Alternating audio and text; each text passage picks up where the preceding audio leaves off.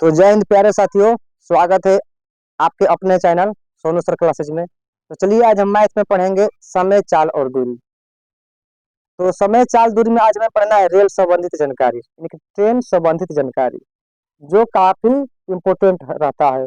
यह हर एग्जाम, जो बड़ा से बड़ा एग्जाम है उसमें पूछा जाता है। तो चलिए आज हम इसी के बारे में अध्ययन करेंगे। तो सबसे पहले हम इसका बेसिक कंसेप्ट कुछ जान लेते हैं कि ट्रेन संबंधित जानकारी में क्या क्या आता है। तो सबसे पहले नंबर पर आता है, मान लीजिए अगर एक रेलगाड़ी है, अगर एक रेलगाड़ी है वह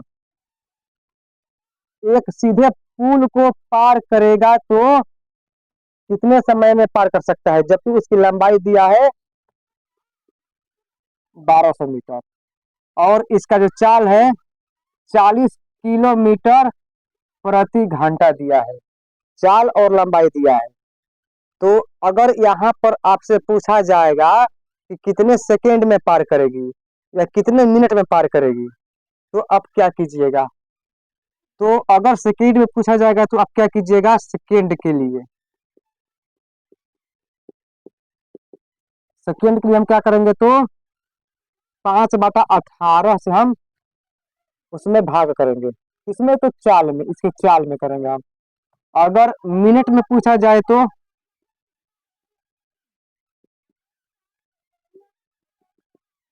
50/3 से हम क्या करेंगे, हम भाग करेंगे। तो यही हमको प्रक्रिया पूछना, इसमें प्रक्रिया आता है। ये तो हो गया, एक हो गया मान के चलिए खंभा हो गया, या एक आदमी मान लीजिए। अगर यहाँ पर एक आदमी रहेगा उस स्थिति में भी यही प्रक्रिया होगा, क्योंकि आदमी और खंभा का तो उतना लंबाई नहीं होता। मान लीजिए 1-1.5 फीट होगा, 1 फीट मान लीजिए, इससे ज्यादा इसका तो और नहीं होता है लंबाई, ये तो और पतला होता है। अगर अब दूसरा चीज मान लीजिए, दूसरा केस में क्या आता है, दूसरा केस में यह आता है कि अगर एक रेलगाड़ी है, उसकी चाल क्या है, समान गति से चल रही है। क्या है तो समान गति से चल रही है, एक रेलगाड़ी है जो कि समान गति से चल रही है। मान लीजिए इसका 50 किलोमीटर चाल है प्रति घंटा और इसकी लंबाई है 800 मीटर। और एक बस है, बस मान लीजिए क्या है हमारा, अब ये बस हो गया। इसको यह कितने समय में पार करेगी, जबकि बस की लंबाई इसकी अपेक्षा काफी कम, मान लीजिए इसका 5 मीटर होगा लंबाई। यह बस स्थिर खड़ी है, तो इसको कितने समय में पार करेगी। तो इस प्रक्रिया में क्या होता है, इस प्रक्रिया में क्या करेंगे हम, बस क्या है तो खड़ी है और इसकी लंबाई काफी कम है। अब इसमें तीसरा चीज क्या आता है, तीसरा चीज इसमें यह आता है कि दो रेलगाड़ी है जो कि दो समांतर पटरिया पे चल रही है, दोनों क्या है तो समांतर पटरी पे चल रही है। एक की लंबाई यहाँ पे दे देते हैं इतना, मान लीजिए एक की लंबाई हमारा हो गया 900 मीटर, चाल हो गया इसका 70 किलोमीटर प्रति घंटा। और दूसरा रेलगाड़ी है, उसकी लंबाई थोड़ी सी ज्यादा मान लीजिए 1000 मान लीजिए मीटर, और इसकी चाल कितना है तो 80 किलोमीटर प्रति घंटा। और दोनों जा रही है एक ही दिशा में, दोनों कहाँ जा रही है तो एक ही दिशा में जा रही है। तो इस स्थिति में क्या होगा, तो हम दोनों की जो लंबाई है उसको हम क्या करेंगे, घटा देंगे। अगर एक ही दिशा में जाएगा तो क्या करेंगे, घटाएंगे। यही इसका फॉर्मूला कहता है। तो इसको मान लेते हैं L1, इसको मानते हैं L2। तो यहाँ पर हम क्या करेंगे, हम L1 माइनस L2 अब बटा में S1 माइनस S2, दोनों का जो चाल है और दोनों का लंबाई है, पहले इसको हम घटाएंगे।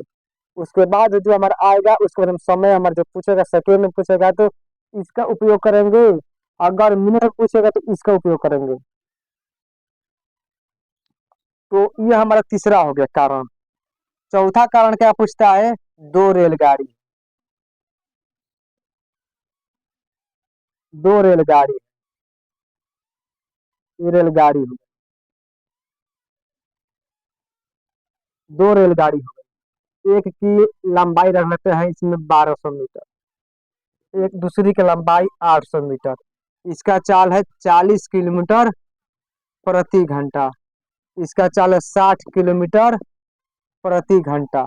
तो इस स्थिति में क्या होगा, इस केस में ही होगा कि दोनों की लंबाई और दोनों का स्पीड को हम जोड़ेंगे। क्या करेंगे, तो जोड़ेंगे L1 प्लस L2 अब बता में S1 प्लस S2 करेंगे, तब जाके जो आएगा। उसके बाद हम समय पूछेगा तो समय, अगर मिनट में पूछेगा तो इसका उपयोग करेंगे, अगर सेकेंड पूछेगा तो हम इसका उपयोग करेंगे। और पांचवा कारण क्या होता है इसमें, पांचवा केस क्या होता है, पांचवा केस इसमें यही होता है कि अगर एक रेलगाड़ी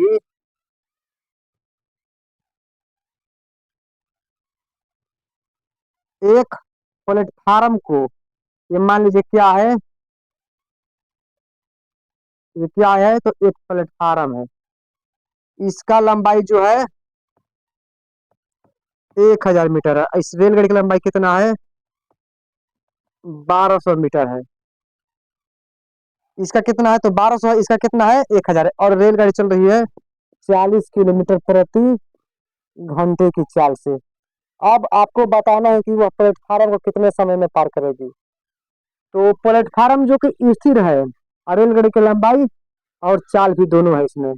इसका तो लंबाई है लेकिन इसमें चाल नहीं दिया है। तो अब मान लीजिए अगर ये हमारा जो मार्कर है रेलगाड़ी हो गई, यह प्लेटफार्म को पार करेगी, तो सबसे पहले यहाँ रहेगी, यहाँ से धीरे धीरे धीरे धीरे धीरे धीरे धीरे पार करेगी तो यहाँ पर आएगी। अब यहाँ से यहाँ तक की लंबाई क्या होगा, यहाँ से यहाँ तक की लंबाई क्या होगा, तो 1000 ये हो गया, अब 1200 ये हो गया, टोटल कितना हो जाएगा, तो 2200 हो जाएगा। टोटल क्या होगा, 2200। इन दोनों को हम पकड़ेंगे, दोनों को हम जोड़ेंगे इसमें, तब जाके हमारा समय निकलेगा कितने समय में वो पार करेगी। या मान लीजिए पुल है, क्या है, तो पुल, पुल इसी तरह का रहता है। ये मान लीजिए क्या है, पुल है।